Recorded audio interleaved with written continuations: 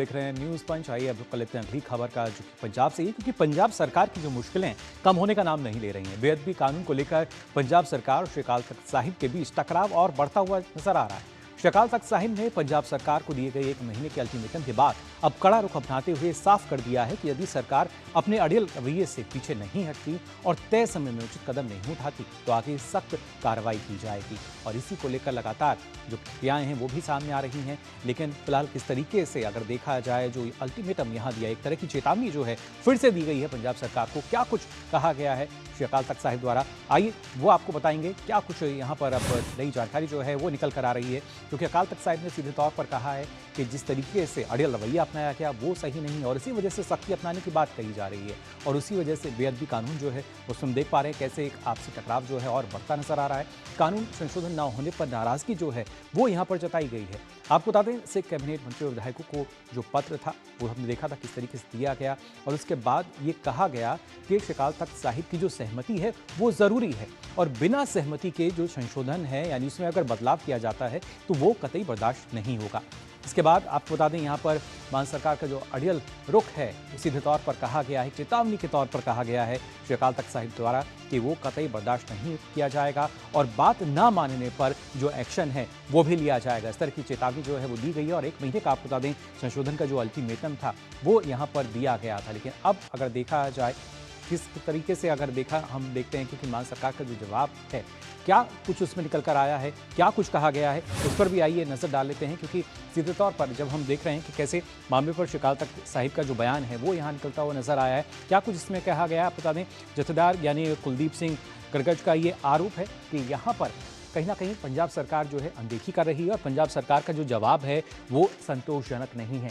आपको बता दें, सरकार की तरफ से यहाँ पर जो जवाब है वो सौंपा गया था, और साथ ही सरकार की व्याख्या में कई खामियां हैं। जो बताया गया था कि हम इसमें बदलाव कर रहे हैं, उसमें ये मानना है कि इसमें कई खामियां नज़र आती हैं और आपत्तियों का इसमें जो उचित समाधान है वो नहीं किया गया। श्री अकाल तख्त साहिब द्वारा जो आपत्ति जताई गई थी उनका समाधान इसमें नहीं है, ये आरोप इस तरह के सामने आ रहे हैं। और मामले पर मान सरकार गंभीर नहीं है, ये सीधे तौर पर कहा जा रहा है श्री अकाल तख्त साहिब द्वारा। और सिख पंथ भावनाओं के अनुरूप वो कानून, ये लगातार जो अपील है वो की जा रही है। लेकिन फिलहाल अगर देखा जाए क्या कुछ सरकार की तरफ से अब जो बात है वो सामने निकल कर आ रही है वो भी आपको बता दें।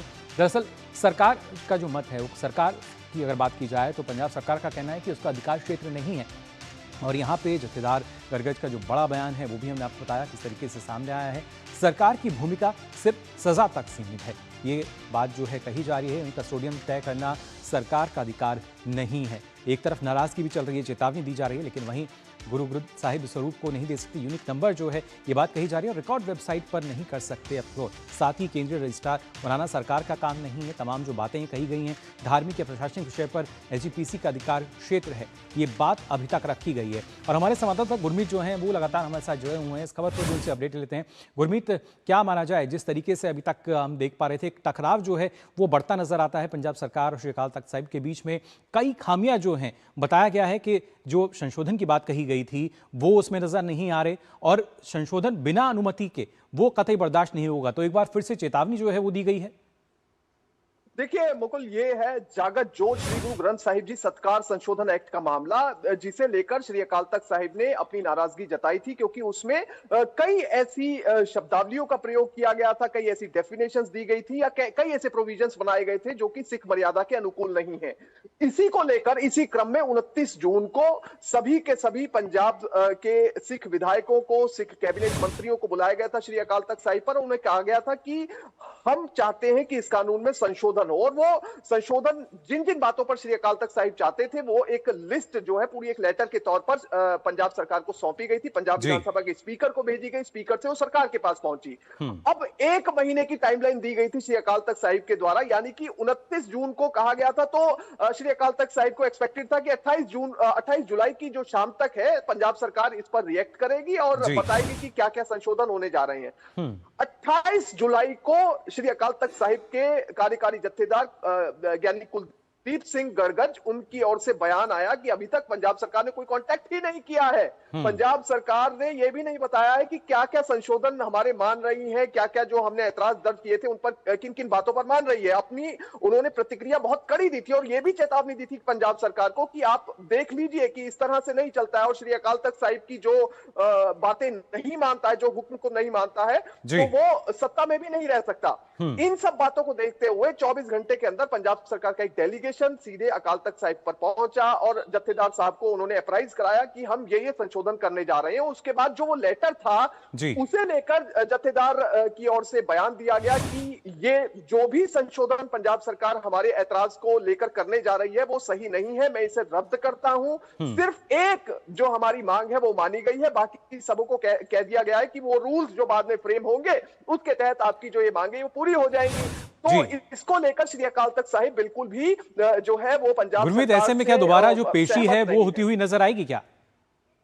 देखिए, दोबारा पेशी इस पूरे मामले में हो सकती है, मगर अभी इमीडिएट ये है कि 3 अगस्त को जो है पंजाब सरकार ने विधानसभा सेशन बुलाया है, मगर विधानसभा सेशन से पहले जो ये लेटर है श्री अकाल तख्त साहिब ने जारी किया है और सभी सिख विधायकों को, सभी सिख कैबिनेट मंत्रियों को कहा है कि जो संशोधन है पहले वो तो आप सही तरीके से करिए। आप विधानसभा का सेशन बुला रहे हैं, वो संशोधन जो सिख संस्थाएं हैं, जो श्री अकाल तख्त साहिब है, जो एसजीपीसी है, जो और सिख स्कॉलर्स है, उनसे सहमति लेने के बाद किया जाएगा, तभी वो विधानसभा के पटल पर जाएगा। बेसिक जो है वो ऑब्जेक्शंस ये है कि एक कस्टोडियन की परिभाषा है, यानी कि जो ज्ञानी है, जो ग्रंथी साहिब जो गुरुद्वारे में बैठते हैं, उनकी कस्टडी में श्री गुरु ग्रंथ साहिब जी को माना गया है। यदि श्री अकाल तख्त साहिब का कहना है कि कोई बाहर से व्यक्ति आता है और वो कोई क्राइम कमिट करता है, कोई अपमान करता है बीड़ साहब का, तो उसमें ग्रंथी कैसे जिम्मेदार हो जाएगा? कानून में यह लिखा गया है कि ग्रंथी की जिम्मेदारी मानी जाएगी।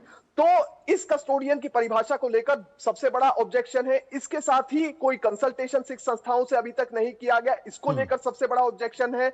बीड़ साहिब जो है, जो कि सिख मर्यादा के अनुकूल एक जो डिनोमिनेशन दिया गया है श्री गुरु ग्रंथ साहिब जी को, उसकी जगह स्वरूप शब्द का इस्तेमाल किया गया है, तो उस पर भी एक ऑब्जेक्शन है। और यह कहा गया है कि सरकार जो है कानून बनाकर अपना हस्तक्षेप धर्म में बढ़ाने की कोशिश कर रही है, जो कि पूरी तरह से गलत है। एक और चीज इसमें कही गई है कि जो सेंट्रल रजिस्टर है, जितने भी श्री गुरु ग्रंथ साहिब जी की भीड़ है पूरे देश भर में या दुनिया भर में जाती है, उसका एक सेंट्रल रजिस्टर मेंटेन करने की बात कानून में की गई है। एक यूनिक आईडी हर श्री गुरु ग्रंथ साहिब जी की भीड़ को दी जाएगी, जो कि श्री अकाल तख्त साहिब का कहना है कि पॉसिबल नहीं है। बिल्कुल गुरमीत, लेकिन ये देखना होगा, 1 महीने का लंबा वक्त दिया गया, संशोधन की बात कही गई, लेकिन उसके बाद भी तमाम खामियां जो हैं वो निकल कर आ रही हैं, और ऐसे में अब किस तरीके से बदलाव होता हुआ नजर आएगा या नहीं, ये भी अपने आप में दिलचस्प बात होगी, देखने लायक बात होगी। फिलहाल बहुत बहुत शुक्रिया आपका हमारे साथ जुड़ने के लिए।